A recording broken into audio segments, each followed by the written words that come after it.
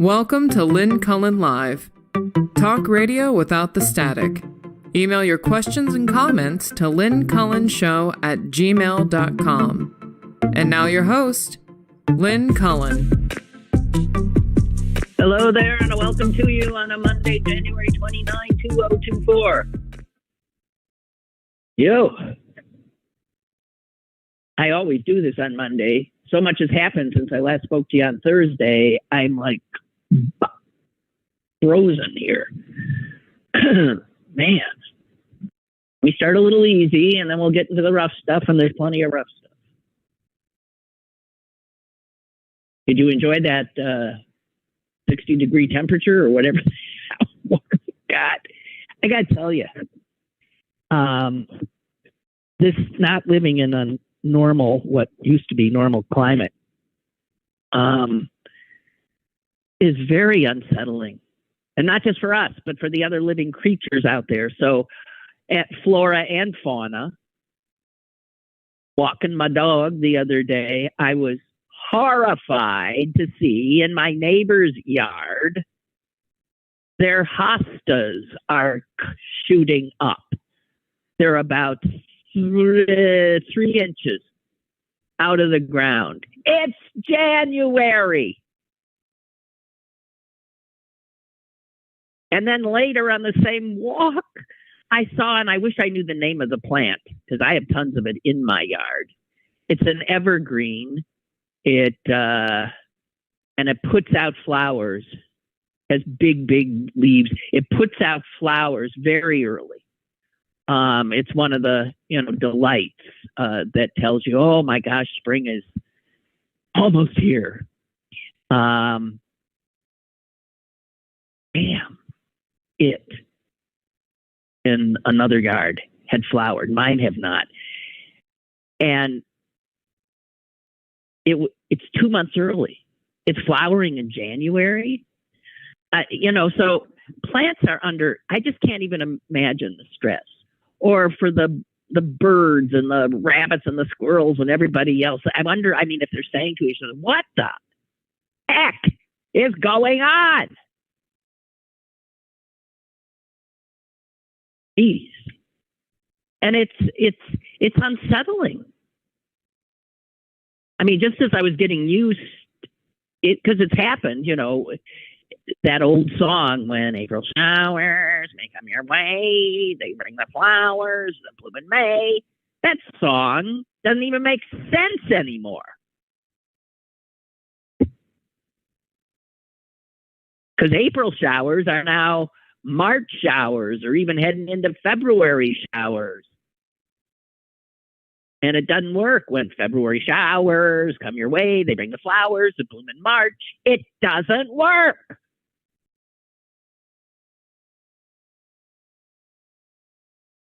Oh, and speaking of this, if it's January 29th, that means that damn groundhog is going to be in the news later this week. It's February 2nd that they pulled the rodent out of its, just saying, get ready. Punxsutawney Phil. By the way, the whole basis of this insanity is, that he predicts whether or not we'll have 6 more weeks of winter, or if spring is on its way, or whatever the hell. Does anyone ever pay attention to how his predictions? I got news for you. Just the last 10 years, he's been wrong 6 times. Sort of like a normal weather forecaster these days. And I feel for him because they don't know what's going on either. Oh, okay. Quote of the day, came upon it. It's so true. By Friedrich Hegel. That I ever read him, but I came upon this quote.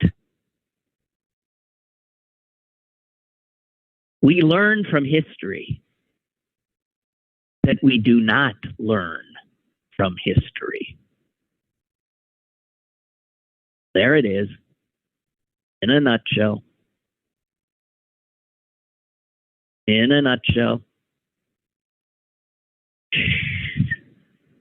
Well, it's hard to learn from history when you don't know history. Most people don't know it. I think, Janet, you're right. It's a Lenten rose, a hellebore. I don't know. Is it? Whatever. I've got all these things. I love to garden. I don't know what the hell I'm doing. And I never know the names of anything I'm dealing with. If I know names, I know the non-scientific name. So, but yeah. Okay. So there's that. Oh, man. So last I spoke with you, the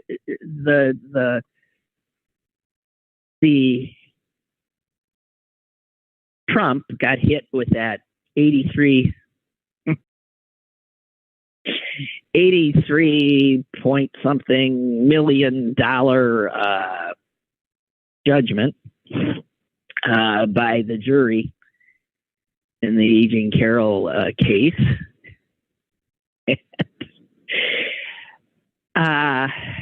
Yeah. So, a few things. By the way, I want to say, is that an incredibly stylish, good-looking 80-year-old? She's 80 years old? Jeez. She's like a style maven. She's just gloriously garbed. I don't normally pay any attention to that kind of thing, but she is so clearly this sort of New York sophisticate type. Her hair perfect, the sunglasses, everything. But no way does she look 80. God. Anyway, but she's not his type. He only rapes women that are his type, or that he mistakes for his wife, apparently. Oh, I came upon a great plaint on, I don't know what it was, social media someplace. Just some ordinary American guy who put this out. I just want to live in a country where when you're found to have raped a woman, it hurts your candidacy for president. Yeah. Me too. Dear God. In regard to warming and stuff, Laura writes, and she's writing from a colder clime than we have here. She's writing from Michigan. I already saw my groundhog on Saturday running across the street. They aren't going to have to wake him up this February 2nd. He's already up. Yeah, the animals are, it's just, she says, I also feel for the flora and fauna. I've got flooding at my house. Rain, snow, melting, ice melt on lake, good ground frozen, so nowhere for the water to go but into your house. Yeah, I had some flooding in my garage. There was some heavy duty flooding here. God. Well, was it the French king who said, "Après moi le déluge"? After me, the flood? I don't know. Not as good as that Hegel quote. Okay. So, guys, one of the things, though, about so she got awarded 83 mil by this jury that was, as I no doubt you know, that was anonymous, kept anonymous. They were even told by the judge in the jury room when they talked to each other not to use their real name so that other jurors didn't know who the other jurors were. And when they'd done their duty, and before the Judge Kaplan, sent them on their way, he reiterated that he would strongly advise them to tell no one, including their families. That chance of that. Including their families and friends, that they had served on that jury. They were picked up each day and dropped off undisclosed locations. It was like, yeah, it was heavy duty what happened to keep their identities secret. I just want to point out that that is not normal either. I'm sure many of you have sat on juries. I never get picked, but I've never. That doesn't happen. The judge says don't tell anybody, or that you don't sit there and are visible or known any of your information, who the hell you are. So, what does that tell you? It tells you that the brown shirts, the American brown shirts that Donald Trump has created, the domestic terrorists that are part of his fervent base, are a real and present danger to the lives of other American citizens. American citizens just doing their constitutional duty, whether they be jurors in a case, whether they be election workers, whether they be elected leaders, whether they be judges or clerks. All of these people, as we know, are now having to live in a state of terror. The only time that jurors have gotten the kind of warning they got from Judge Kaplan in this case is when, like, heavy duty mob bosses are on trial.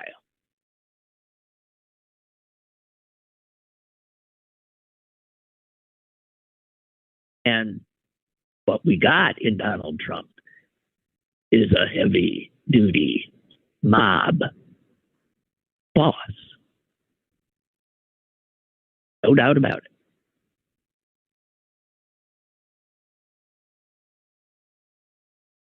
So two instances that I did note that, I'm not gonna do cartwheels about it. But two instances where two Republican senators have shown a little bit of courage in the last few days. These are people I normally, like they set my hair on fire. So I'm not saying they're, I'm sure they voted for Trump. I'm sure they will again vote for Trump. Who knows? In the quiet and secrecy of the voting booth, what happens. But Senator Tom Tillis went on a rant against Republican senators and Republicans in the House for standing in the way of aid to Ukraine and via standing in the way of this immigration bill, bipartisan immigration bill. Only because, and they're open about it, again, because they're shameless. They are standing in the way of it because Trump has told them to do Der Fuhrer's bidding or else, and because he wants to run on immigration. He wants to demonize, immigrants and others, because it's worked for him in the past. And so they don't want to deprive him of that, little nugget for his reelection. And so they'll sacrifice Ukraine and win the everlasting devotion of Vladimir Putin. And they will sacrifice the opportunity to get a handle on what's going on our southern border because, well, they're doing what Trump tells them to do. So Tom Tillis is one Republican who is just beside himself. He said they were immoral, the people who were doing this. He said, this is a quote, "I didn't come here to have the president as a boss or a candidate as a boss. I came here to pass good, solid policy. It is immoral to think you look the other way because you think this is the linchpin for Trump to win." So that's Tillis, immoral, and I didn't come here to have the president or a candidate tell me what to do. Shows a little spine, I must say.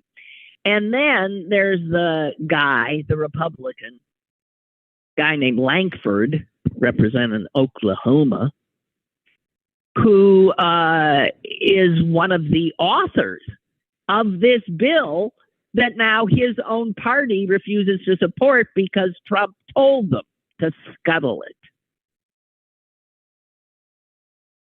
So this poor guy has been all over the news, talking it up,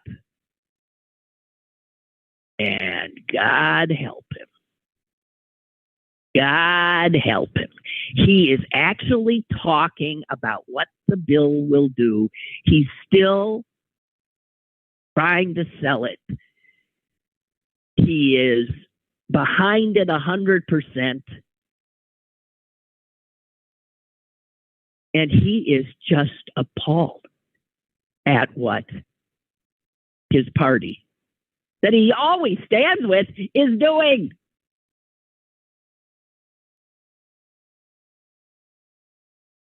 And you know what's happened to him? Well, you can imagine. I wonder if he's hired security yet. On Saturday, his own state, Oklahoma, their GOP committee passed a resolution condemning him. Why? Because he was working with Democrats on this border security bill. And the resolution condemning him goes on to say that he is to, quote, cease and desist, jeopardizing the security and liberty of the people of Oklahoma and of these United States. Unbelievable bull. It's the exact opposite, of course. The resolution also went on to say that their senator, who will probably now be primaried next he stands for office, if he can stand to stand for office. The resolution accused him of, quote, playing fast and loose with Democrats and authorizing several thousand people to invade our borders. None of that, of course, is true.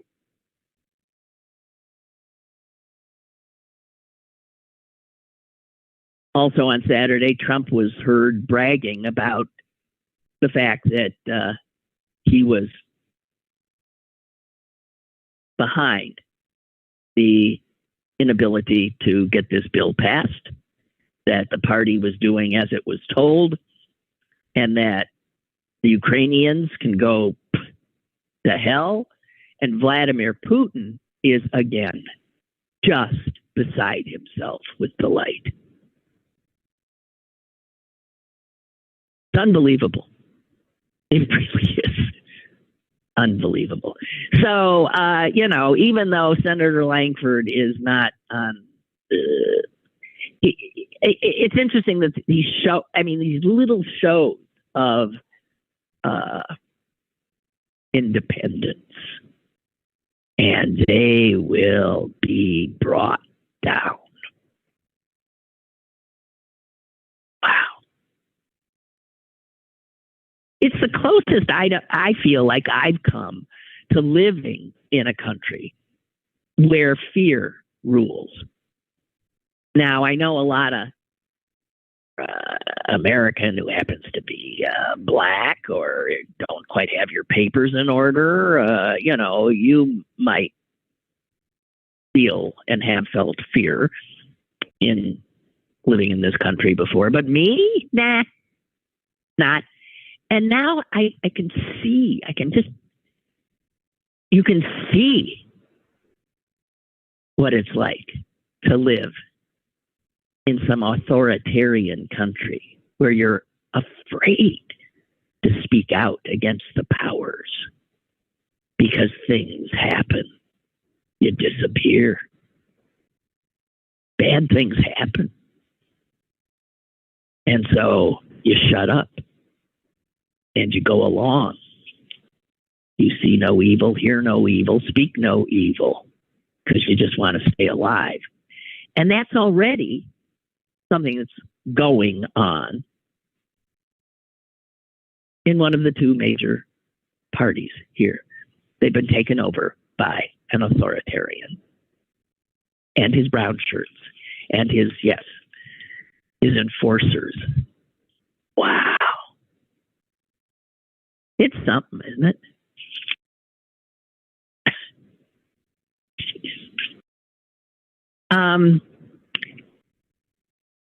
One of the,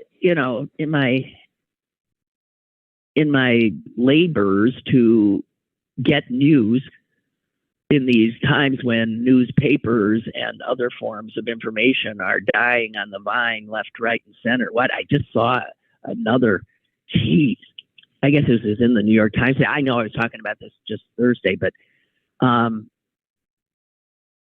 it says that an average of 5 local newspapers are closing every 2 weeks in this country.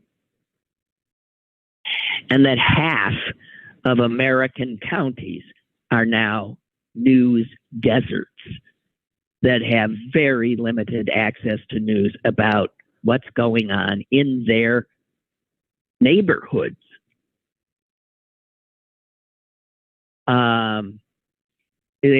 This article pointed out that of all the public radio stations and affiliates, only about 1 in 5 produces local news.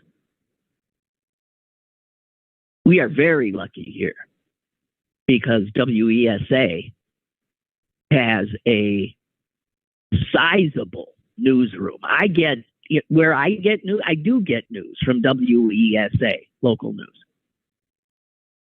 My former compatriot and a guy who was often on the show, Chris Potter, is just doing yeoman's work there, as are some other former city paper guys, Bill O'Driscoll. They're just doing incredible local coverage. And it's a reason to support WESA 90.5, folks.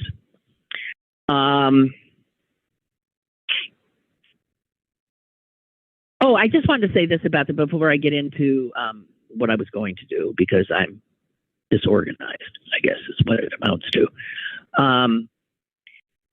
The fact that this jury, said Trump's got to pay her $83 million.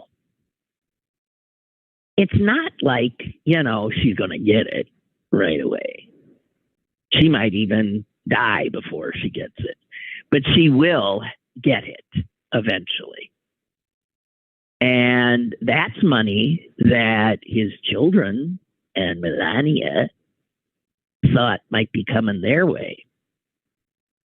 That ain't coming their way. Also, the fact that later this week, we might see a judgment come down from Judge, what is it, Erdogan? I forget how you pronounce it. I mix his name up with the head of Turkey. They're very different. That will be hundreds of millions in all likelihood. And you can say, but Trump never pays. Well, in these cases, there are ways that, yes, he will. The court already is holding over $5 million of his from the earlier case that Carroll brought, which he is appealing. But the way the law works, you can't get away with things while you do what Trump does, which is keep appealing, and, just stall. So he had to put $5 million into a bank account. She can't get her hands on it, but neither can he. It's controlled by the court to cover the judgment.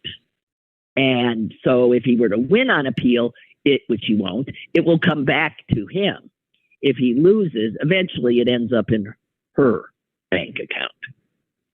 And the same for this $83 million. So he says he's appealing, fine. But the court is going to say, okay, go ahead. But we need to see that money now, and it needs to be held in escrow. Now, this is a guy who brags about how much money he's got lying around. And it could well be that he could pull together $83 million right away. But it could be he's going to have to look for a bank willing to lend him some money. And, a bank that would lend him some money would be a bank you would not want to put any of your money in. Since one of the cases is about him fraud. He commits fraud all the time. And so any bank that would lend to him the money to put up in the escrow account for E. Jean Carroll would definitely take into consideration that he is a rather vulnerable for them. This would not be a smart. And they would charge him big, heavy duty. So this guy, he can't be happy. He's got to come up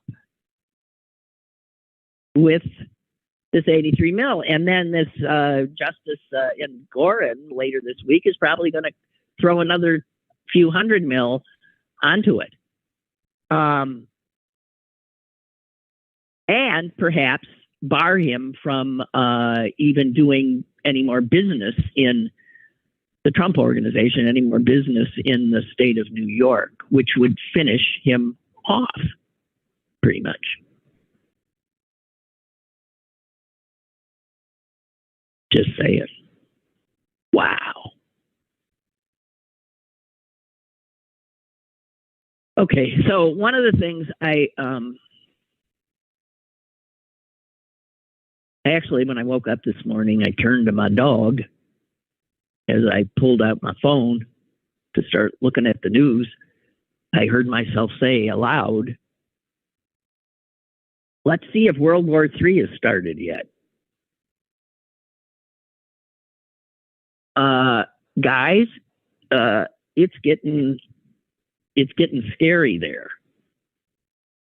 in the Middle East.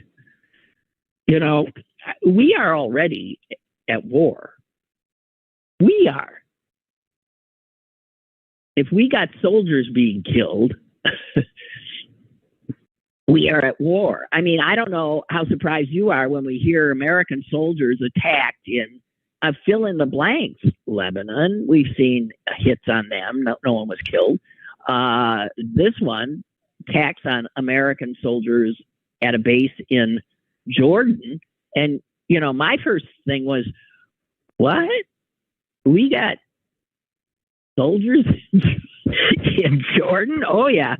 We've got soldiers all over the place, and they're coming under attack. Now, we're there because we serve as proxies. We are being attacked by people that are proxies for Iran.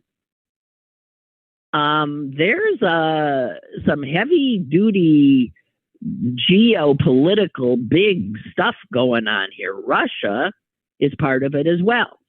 So Russia and Iran, well, here, I mean, you know, just so you understand what's happening, Russia and Iran especially, is extremely unhappy with what was going on between Israel and some of the other Arab states before October 7th, because they were reaching a point at which they were going to reconfigure alliances in that part of the world. Hence, October 7th. It had to be stopped. You had to hit the Israelis in such a way that they would come back and want to destroy the people who hit them. And you set off that tinderbox, which brings a halt to all the efforts to calm the region down, which is what these new alliances were intent on doing. Russia is wanting this. Iran is wanting this. Turkey, our ally, is wanting this. And then a lot of other Arab states. Some are not. And if you bother to read up on it, what is really going on, it is scary.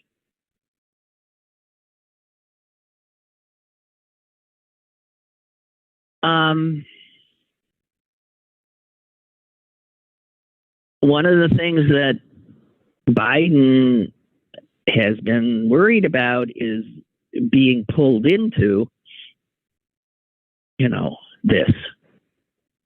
But the first deaths of American troops, and I must say, there were those American SEALs that died, that drowned last week. They can be considered casualties because they were trying to intercept. They were part of this war that we are in. Make no mistake, Iran is in a war. Russia's in a war. We've got all these powers now, and we're all, yeah. And it could be that the attack on the Americans that wounded so many and killed 3 of our soldiers might have been a deliberate attempt by Iran to escalate the conflict. That area has always been a tinderbox. I don't know that I've seen it quite as ripe for blowing up into something no one wants to see.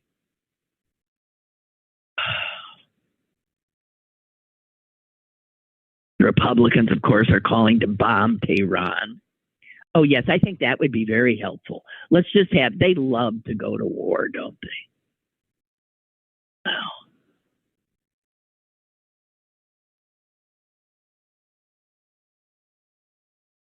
One of the people I listen to in the news desert that is the United States now is a woman named Heather Cox Richardson, who puts out a what you call it. She puts out this stuff and you subscribe to it on Substack. Mark Cookie. She's a historian, I think, in large part. And she's always looking at the larger story and the historic, she knows her history. And I'll just share her words with you rather than me babbling. She says Iran would like the war to spread.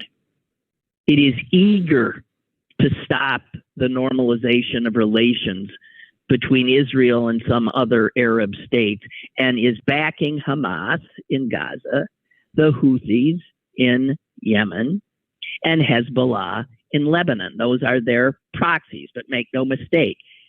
This is Iran using those guys to do their dirty work. They are all non-state. They are not governments. Well, Hamas is, but it's not a nation. All non-state militias. And they started with the October 7 attack on Israel. And all it's about is stopping the normalization.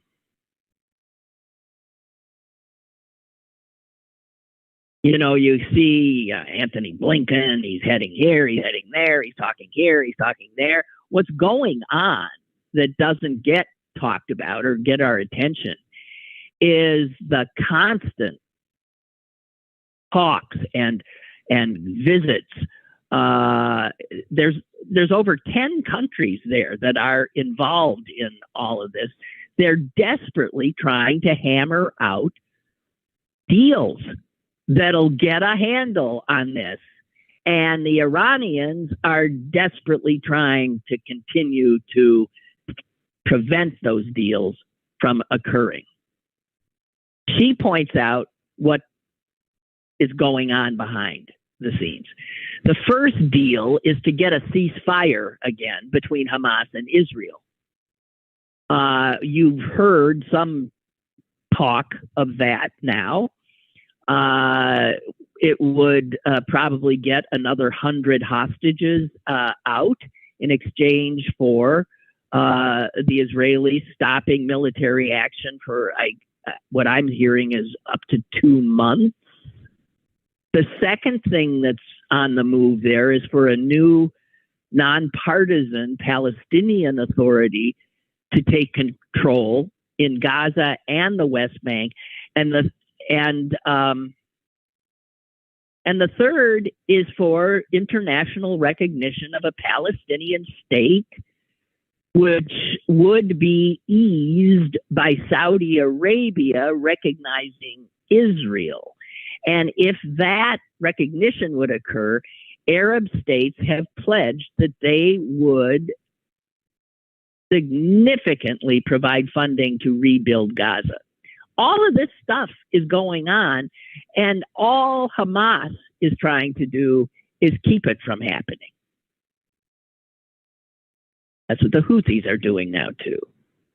That's what Hezbollah, the Islamic Front, there's a whole bunch of these guys.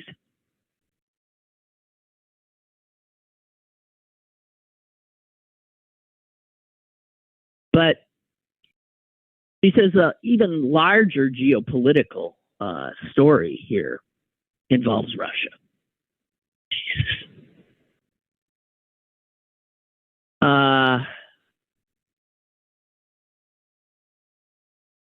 Here's some guy saying, wasn't funding Ukraine and Israel the first crucial step in deterring Iran? We're in the place we are in now due to the Russian fifth columnists in the Republican Party, including Trump, who do Putin's bidding. Iran is allied with Russia, and Russia is desperate to stop our support for Ukraine.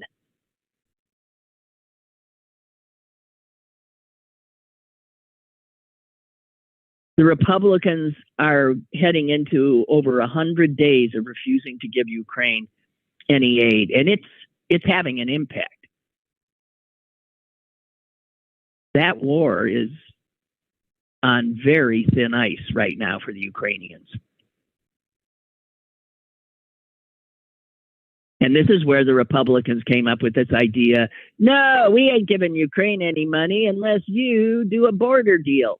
So Biden gets together with a lot of Republicans, including this Langford from Oklahoma and Lindsey Graham, and they hammer out what is, I guess, the greatest deal Republicans have ever seen for border security, and then they turn and walk away because Donald Trump doing Putin's bidding, and Putin's bidding is that Donald Trump be reelected.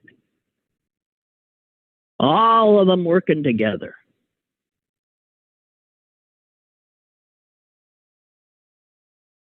I don't know.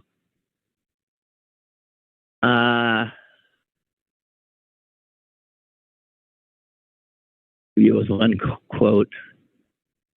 If you're unhappy with Iran today, first thing you should do is come out for funding Ukraine.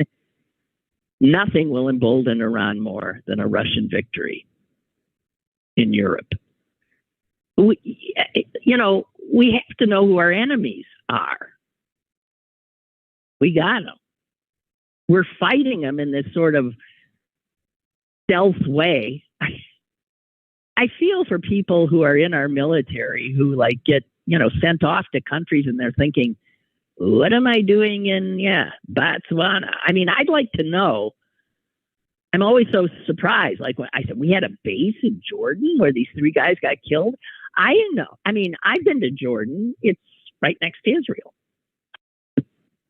And Jordan, whoa, we had an American base there? There's not even an American base in Israel. That's our ally. It's fascinating. And then the other thing, just staying there in the Middle East for a while, is this mind-boggling thing of finding out that among the rapists, murderers, kidnappers, killers, hostage takers on in that October raid, October 7, have I been saying 6? October 7, were United Nations workers. Ah! I don't know why I'm laughing.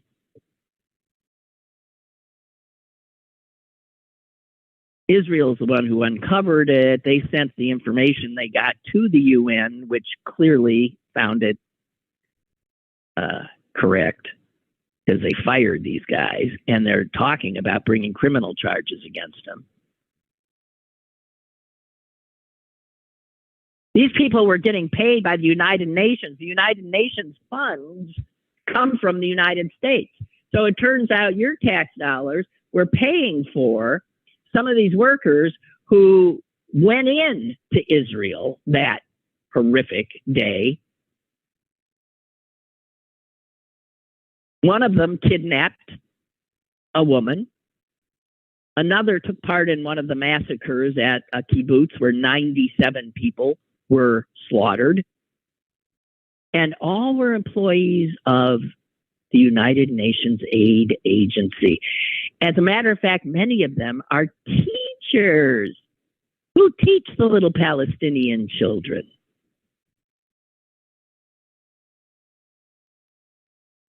The Secretary General has said he is horrified.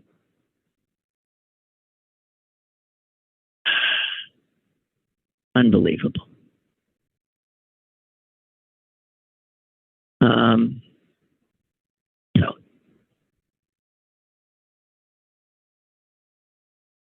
don't know. One of them also is affiliated with Islamic Jihad. This is marvelous.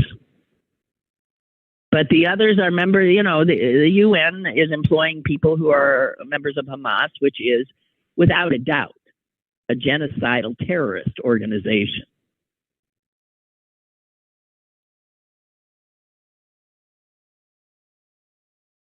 One of them helped bring the body of a dead Israeli soldier to Gaza to be, mutilated, helped distribute ammunition, coordinated vehicles on the day of the attack. Wow. The United Nations. Okay. Yiko. So, I wanted to say that I was heartened to see that our governor, that would be one Josh Shapiro, is focusing on Pennsylvania's system of higher education. Did you know that Pennsylvania's system of higher education ranks 48th? Don't want to be 48th. I gotta tell you. Ranks 48th in what? In what? In affordability. You know, in other states, if you go to the state university, the University of Michigan, the University of Wisconsin, you know, the University of, well, you name them. It's not like states don't have them. One of the reasons those states had those schools was to make education affordable to their residents. So to pay in-state tuition was to get a heck of a savings. That is not the case in this state. Ranks 48th among states in the affordability of its public higher education system, and this is even more horrific. And 49th in spending on its public higher education. So Pennsylvania, under Republican legislatures, have starved the state higher education system of funds and made them almost the most expensive in the country as well. That is, Pennsylvania was one of only 4 states in the country where, in order to go to one of the Pennsylvania state schools, a student had to pay 20% or more of household income on higher education. You, in this state, I didn't go to school here, have been getting a raw deal. So Shapiro says enough. And he proposed an incredible sweeping reform, long overdue. He wants to consolidate all those little Pennsylvania state, Shippensburg and Indiana and all those little things. They're in competition against each other. He wants to get some of them, some of them got to go. Some of them got to, come together. Competition among them is just insanity because, first of all, as we said, we're the 49th of all the states in how much we give to these universities. And we're giving to this one and that one and this one and that one when none of them are getting enough. And then they offer duplicate programs, which just drive up the cost for the whole system and reduce. It's like insanity, this system.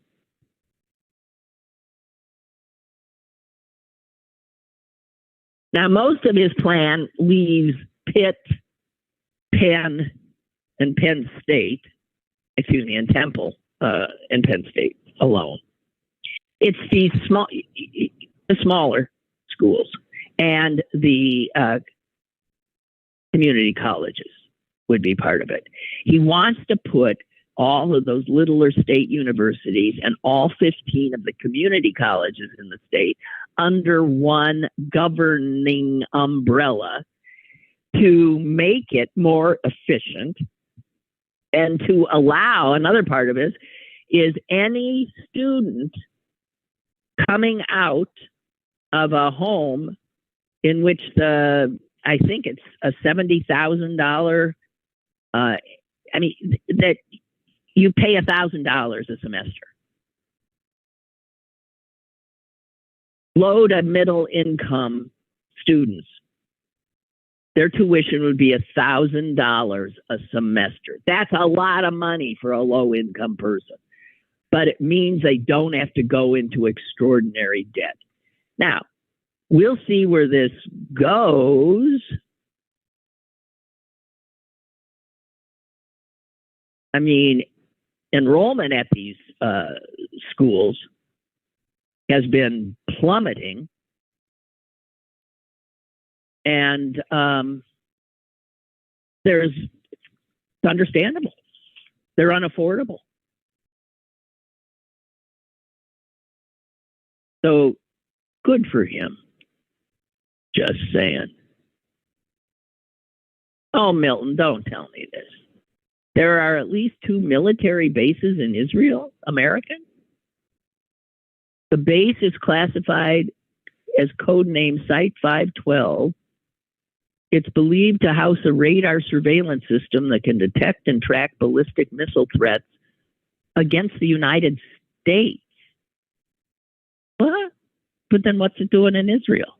Oh, because that's where they'd be coming from, around there? What? I don't get it. Okay, you're right. In 2017, ground was broken for a new U.S. military base near Beersheba. It will support a contingent of American soldiers who will operate systems to help Israel defend against rocket and missile attack. Wow. I did not know that.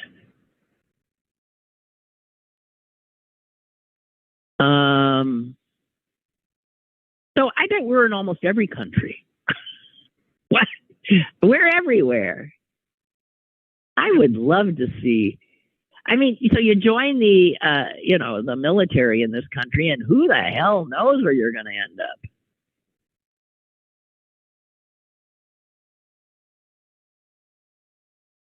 I went to a McDonald's outside Beersheba. I didn't see no military base, but Milton, thank you. Here's the best story I came across. Have you heard about the sound that is so loud? It's happening in Tampa Bay, Florida. There's one woman who, there's a sound she keeps hearing is driving her insane, and even shakes her house at night. It's a low sound, and it's driving her nuts. It's scaring her kid, and she's hardly alone. She's not hearing things. So she started driving around trying to figure out, where the hell is that coming from? She wanted it stopped. And, well, I'll spare you the whole story because it's still up in the air, but it appears it's not up in the air. It is in the water. This woman finally got in touch with a marine scientist because everywhere she went on the land, she was coming up cold. And some people said, I think it's coming from the bay. And he said, look, I can maybe help you, but I need hydrophones that can record audio underwater, and they cost a little money. So she started a GoFundMe campaign and raised a few $1,000s from other, folks in the city who are losing their minds. And he now, the marine scientist, is going to be placing those microphones underwater. And here's what he thinks. This is his guess, and he thinks what he's going to find. He, by the way, is a program manager for a marine laboratory and aquarium in Sarasota. But he says he thinks it's black drumfish having sex. Shaking houses? Black drumfish is what he thinks he's going to find. They typically live off the Atlantic coast. They produce a sound similar to a speaker's bass, it says, when they mate. He said they flex their muscles against their bladders to produce drum-like sounds. And while underwater sounds rarely transfer into the air due to their different densities, don't ask me, he said black drumfish, their noise travels through the ground and tunnels and can absolutely reach under people's homes. He's thinking that the black drum population has increased in Tampa Bay, and probably just another thing of global warming. Who the hell knows? And that they mate on winter nights, exactly when these sounds have been waking people up or shaking them out of their bed.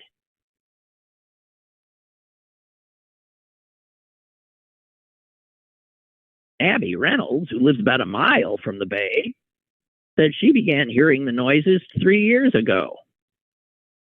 The noise intensified the next year.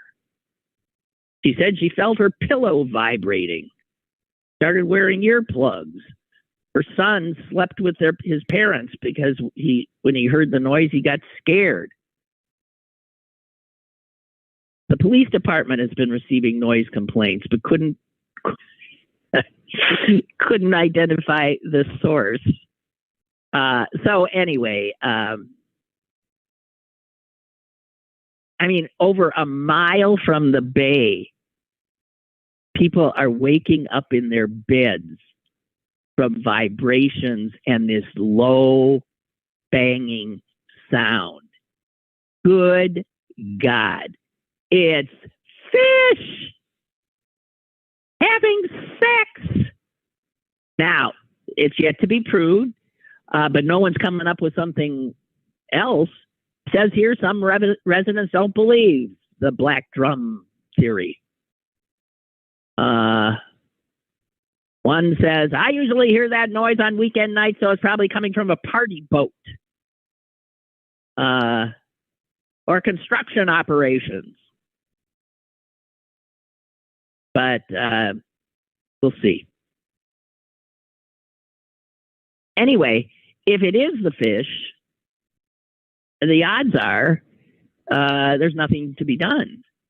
You're just going to have to live through the mating season of the black drums. I love that story. All right, guys. That's it for me. See you again tomorrow. And we'll have Susan aboard, right? Just be happy when you go to bed tonight. You will not be awakened by black drum fish sex.